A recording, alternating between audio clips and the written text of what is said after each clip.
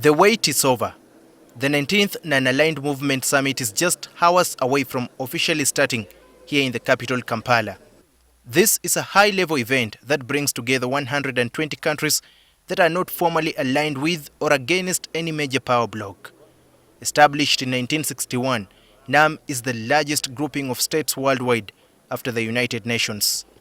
Uganda is hosting the event for the first time in history.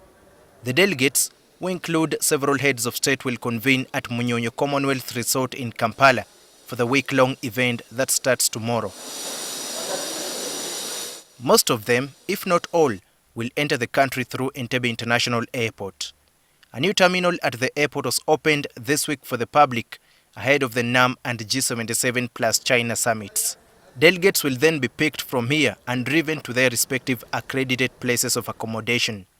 Government has set aside at least 1,200 vehicles to be used to transport delegates. Top government officials surrendered their official vehicles late last year because government did not have funds to purchase new vehicles to be used for these summits. These vehicles have been parked at Kololo ceremonial grounds since December last year and could be very busy starting tomorrow. China donated some 140 vehicles in total to facilitate the transportation of delegates during the G77 plus China summit. We thought it wise, instead of procuring all these vehicles for this very activity, it could be expensive for this very country. But we have good vehicles, brand new, bought for specific government activities. We decided to withdraw them for a specific time. They carry this activity to transport our guests. Then later we can return them back.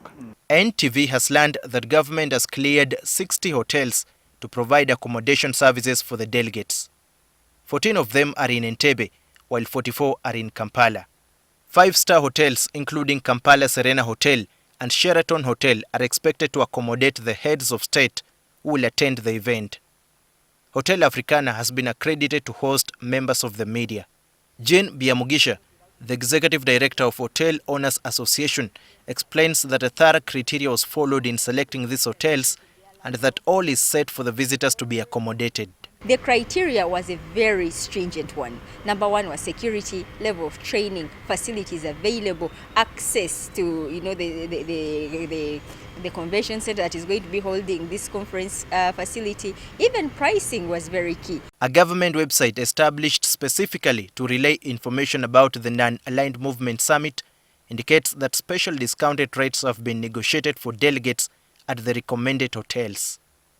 Delegates were advised to book their accommodation directly with their choice of hotel using the promotional booking codes shared with their respective country liaison. There is no one-size-fits-all kind of pricing. The pricing had to be fair, but also with the quality of service that is expected, with hotels hiring more staff than they normally would have, with hotels having to buy more food than they normally would have.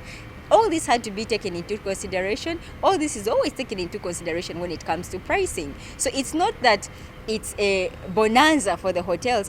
NTV has established the delegates will opt for the cheapest hotels, will pay about $40, which is about 148,000 shillings per night, while heads of state and top delegates will pay up to $10,000. This is close to 38 million shillings per night for the presidential suites.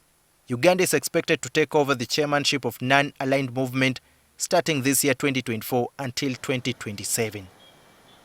Daniel Kibet, NTV.